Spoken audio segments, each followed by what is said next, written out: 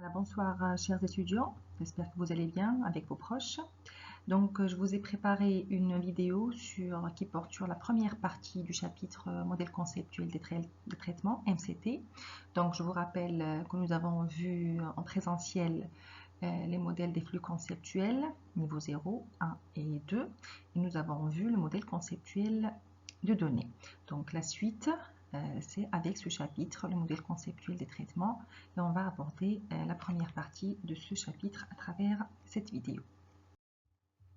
Alors, le MCT donc, décrit le fonctionnement du système d'information indépendamment des contraintes d'organisation et technique. Donc ici, on est en train de décrire les règles de gestion, tout comme le MCD. Alors la différence avec le MCD, c'est que le MCD il est décrit par un ensemble d'objets et de relations entre objets, tandis que le MCT, c'est un enchaînement d'opérations déclenchées par des événements. On va voir ça tout au long de ce chapitre. Voilà. Alors, si je prends ceci, c'est un exemple d'un MCT. Donc, voilà. Alors, on représente un événement par une ellipse et dans cette ellipse, le nom de l'événement. Ici, c'est la synchronisation. Alors, quand il y a un seul événement, ça reste vide.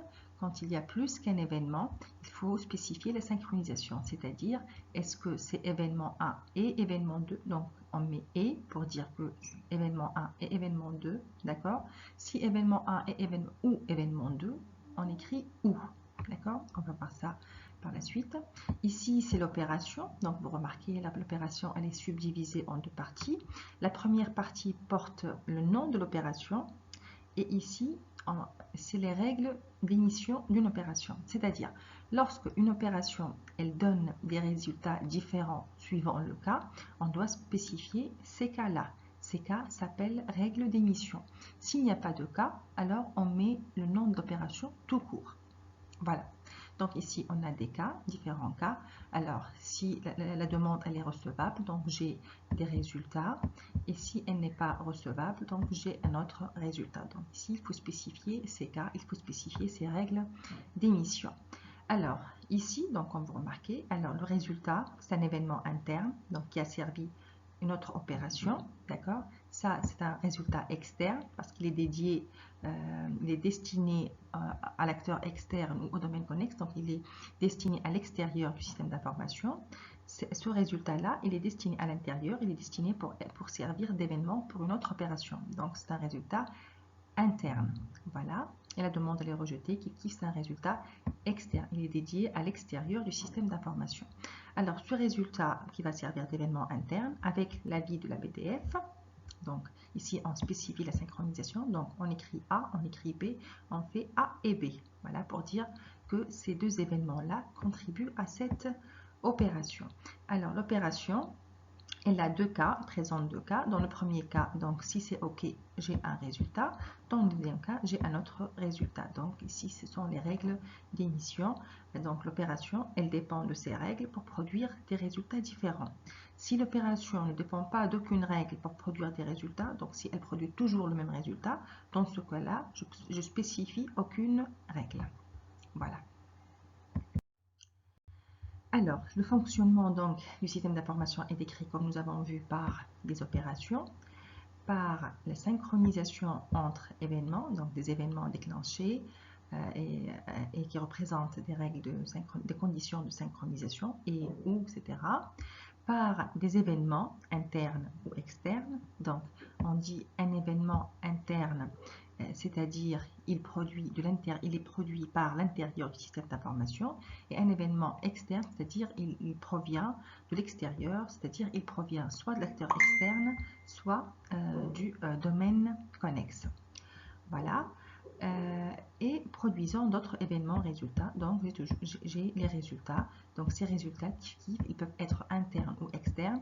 Donc, interne dédié pour servir d'autres opérations et externe, c'est dédié à l'extérieur du système d'information en destination d'acteurs externes ou domaines connexes. Voilà, donc ça, c'est le formalisme du MCT. Donc voilà, ça c'est un événement externe qui produit d'un acteur externe. Ça, c'est un événement contributif. Donc, on va voir, il peut être par exemple, un événement temporel, d'accord, fin du mois, début de semaine, etc. Donc, un événement temporel qui va servir pour déclencher une opération. Et on a l'événement interne, c'est-à-dire il provient de l'intérieur du système d'information et il est le résultat d'une opération précédente qui va servir une autre opération. Voilà. Ici, donc, je spécifie la synchronisation. Je mets A, B et C. Et je spécifie la synchronisation. Alors, c'est A et B ou C, ou A et B et C, ou c'est A ou B et C. Donc, c'est à vous de voir suivant l'étude de cas. Ici, donc, nom de l'opération et les règles de l'émission. Donc, nous avons dit si l'opération, elle produit des résultats suivant les règles, donc il faut spécifier ces règles. Si l'opération produit le même résultat, peu importe les règles, donc on spécifie aucune règle. Voilà, ici, donc le résultat en tenant compte de cette règle-là, ça produit ce résultat, et en tenant cette règle-là, produit un autre résultat. Alors, si ce résultat il est dédié à l'extérieur, vers un acteur externe ou domaine connexe, c'est un résultat externe. S'il est dédié pour servir une autre opération en interne, d'accord, donc c'est un résultat interne. Alors, l'événement, donc, c'est une représentation d'un fait nouveau pour le système. C'est un stimulus pour le système d'information qui provoque une réaction, donc qui provoque une opération. Voilà, c'est un message, c'est-à-dire un ensemble de données qui sont associées au fait nouveau. Voilà. L'opération, c'est quoi? L'opération, c'est une séquence continue d'actions déclenchée par un ou plusieurs événements présentant bien sûr des conditions de synchronisation et cette opération, elle produit des résultats, voilà, conditionnés par des règles d'émission. Voilà. Alors, les actions donc, sont constituées de traitement appliqué aux données, voilà, consultation et mise à jour de la base d'information, donc ça c'est en rapport avec les actions de l'opération. Et la synchronisation, donc on a dit que c'est une condition qui conditionne l'arrivée des événements. Elle peut être et ou, d'accord? Par exemple, A ou B et C, A et B ou C, donc c'est à vous de voir suivant l'étude de cas. Voilà, les règles d'émission, donc ils caractérisent les résultats de l'opération. Donc ça c'est mon opération. Donc suivant la règle, donc le résultat va être différent. Donc à ce niveau, à ce moment-là, il faut spécifier quelles sont ces règles parce que les résultats ne sont pas les mêmes. Si le résultat est le même, donc je ne spécifie pas de règles d'émission. Voilà, donc ce sont des conditions, comme nous avons dit, qui vont attribuer un résultat différent suivant la règle. Donc l'output de l'opération, il dépend de ces règles-là pour produire leur résultat. Voilà.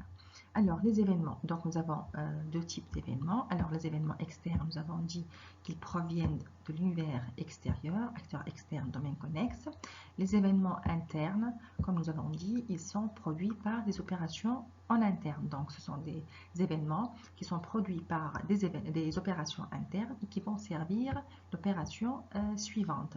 Il y a aussi l'événement temporel, dont je vous ai parlé, c'est-à-dire les événements qui sont en rapport avec le temps, d'accord, fin du mois, début de semaine,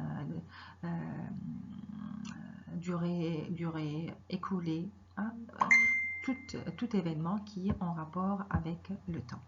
Il y a aussi les résultats. Donc, les résultats peuvent être donc externes, c'est-à-dire vers l'univers extérieur, donc destinés vers l'acteur externe ou domaine connexe, comme ils peuvent être des résultats internes, c'est-à-dire des résultats qui sont produits et qui vont être des événements internes pour d'autres opérations.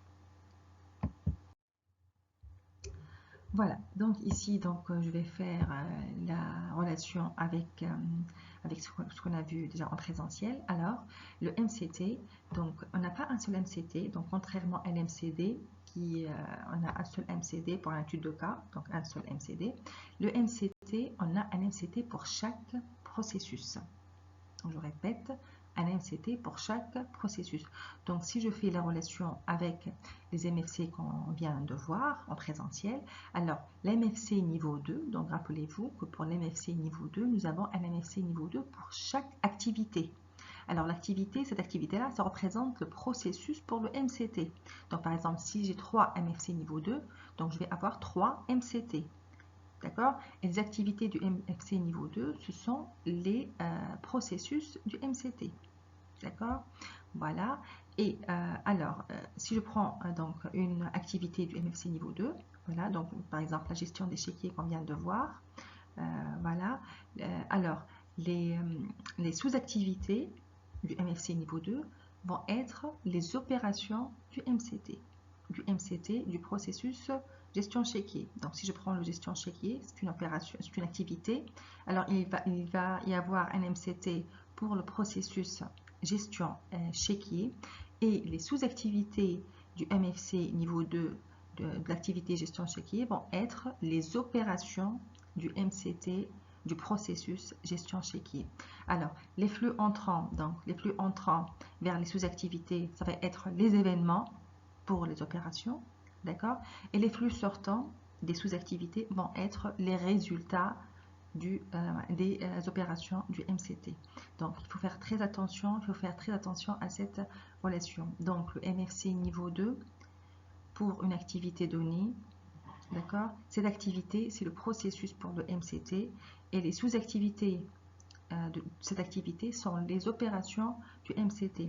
Les flux entrants pour ces sous-activités sont les événements entrants pour le MCT et les résultats, les flux sortants des sous-activités sont les résultats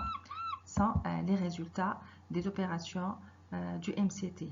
Voilà, donc voilà, les événements sont gérés par des règles de synchronisation, les opérations par des règles d'émission et le découpage d'opérations est guidé par les règles de gestion. Donc, ça y est, ces règles de gestion, on l'a déjà abordé avec le MFC niveau 2.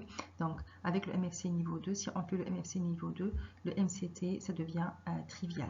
Donc, je vais m'arrêter là pour le moment et on va continuer donc la deuxième partie de ce chapitre dans une deuxième vidéo plutôt possible, Inch'Allah. Donc, si vous avez des questions, n'hésitez pas. Et voilà, bon travail et bon courage.